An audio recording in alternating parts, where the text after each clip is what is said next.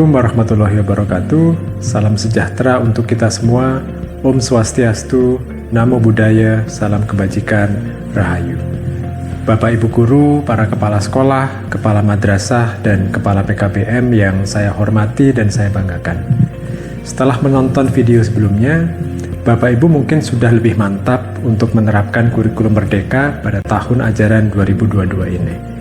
Tapi sebelum benar-benar memutuskan, pastikan bahwa Bapak Ibu memahami perubahan apa saja yang harus dilakukan sebagai konsekuensi dari penerapan kurikulum Merdeka. Konsekuensi yang paling penting adalah Bapak Ibu belajar memahami filosofi dan paradigma yang melandasi kurikulum Merdeka dan menerjemahkan kurikulum Merdeka menjadi kurikulum operasional yang sesuai dengan karakteristik masing-masing satuan pendidikan. Ada 3 hal yang perlu diketahui untuk menerjemahkan kurikulum Merdeka menjadi kurikulum operasional, yaitu menerjemahkan capaian pembelajaran menjadi alur tujuan belajar, merancang pembelajaran berbasis proyek, dan menyusun struktur kurikulum operasional untuk satuan pendidikan. Mari kita bahas satu persatu. Dalam kurikulum Merdeka, kompetensi yang ingin dibentuk dirumuskan sebagai capaian pembelajaran yang lebih terintegrasi. Tidak lagi dibagi antara pengetahuan, keterampilan, dan sikap, karena sebuah kompetensi selalu merupakan perpaduan dari ketiga dimensi itu. Selain itu, dalam kurikulum Merdeka, capaian pembelajaran tidak ditetapkan setiap tahun, melainkan setiap fase, yang itu bisa 1 tahun, 2 tahun, atau 3 tahun. Karena ditetapkan per fase, capaian pembelajaran harus diterjemahkan menjadi kompetensi-kompetensi yang lebih kecil yang bisa dicapai dalam periode waktu yang lebih singkat. Dengan kata lain, satuan pendidikan harus merumuskan alur tujuan pembelajarannya sendiri.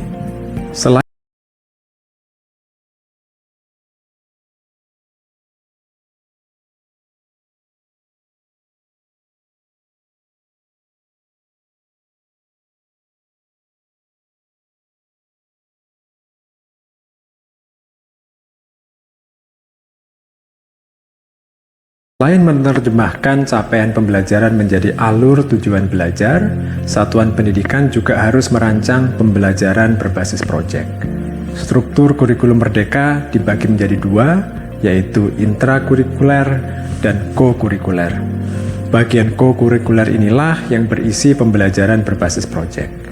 Pembelajaran berbasis proyek ini sebenarnya tidak mengacu pada satu metode pembelajaran yang spesifik. Ini adalah istilah yang menggambarkan pembelajaran dengan beberapa ciri. Pertama, pembelajaran ini bersifat lintas mata pelajaran, sehingga mendorong murid untuk melihat keterkaitan antara materi dari satu pelajaran dengan pelajaran yang lainnya. Kedua, pembelajaran berbasis proyek bersifat aplikatif, bukan berbasis buku teks saja, tetapi dirancang untuk menyelesaikan problem, menjawab isu tertentu, atau membuat karya seperti karya seni, pertunjukan, atau produk yang bermakna. Dengan demikian, murid melihat bahwa ilmu pengetahuan bisa relevan bagi kehidupan mereka. Yang ketiga, pembelajaran berbasis proyek dilakukan dalam kelompok. Jadi ini bukan tugas individual. Ini memberi kesempatan belajar bagi murid untuk berkomunikasi, berkolaborasi, termasuk menyelesaikan perbedaan pendapat dan konflik. Murid juga menjadi lebih mandiri dalam mengelola proses belajarnya, dan ini adalah modal yang sangat penting untuk menjadi pelajar sepanjang hayat. Catatan penting lain tentang pembelajaran berbasis proyek adalah proyek ini tidak harus menggunakan teknologi atau fasilitas yang canggih. Proyek yang paling baik justru yang sesuai dengan kondisi dan konteks lokal. Dalam kurikulum Merdeka, pembelajaran berbasis proyek diberi jam pelajaran tersendiri yang cukup banyak. Karena itu, satuan pendidikan harus merencanakannya secara terpadu.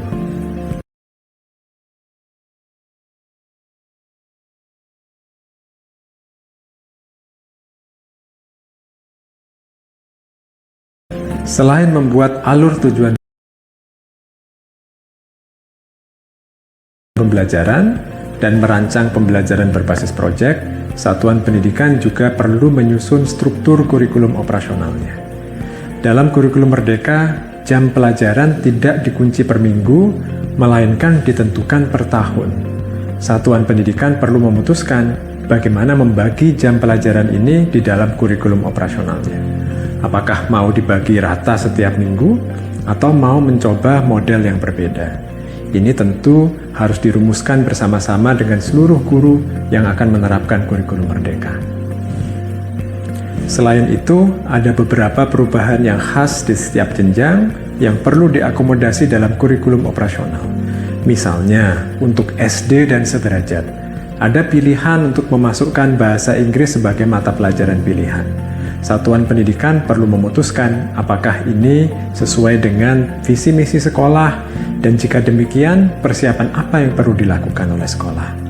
Untuk SMP dan sederajat, ada mata pelajaran informatika yang sekarang menjadi wajib. Untuk SMA dan sederajat, tidak ada lagi peminatan IPA, IPS, dan bahasa.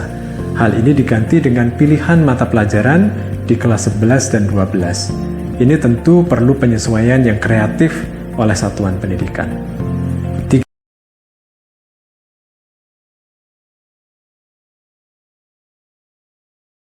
Tiga hal ini, yaitu menerjemahkan capaian pembelajaran menjadi alur tujuan belajar, merancang pembelajaran berbasis proyek, dan menyusun struktur kurikulum operasional satuan pendidikan adalah konsekuensi dari penerapan kurikulum merdeka.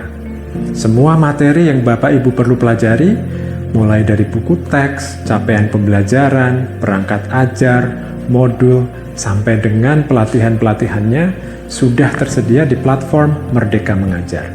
Jadi, gunakan waktu beberapa bulan ke depan untuk belajar dan bersiap sebelum menerapkan kurikulum merdeka di awal tahun ajaran 2022 nanti. Untuk Bapak Ibu yang memang sudah mantap memutuskan, langkah berikutnya adalah mendaftarkan sekolah, madrasah, atau PKBM Anda untuk menerapkan kurikulum merdeka. Jadi, selamat berefleksi, selamat belajar untuk merancang pembelajaran yang lebih bermakna dan lebih menyenangkan untuk murid-murid kita semua. Terima kasih. Wassalamualaikum warahmatullahi wabarakatuh.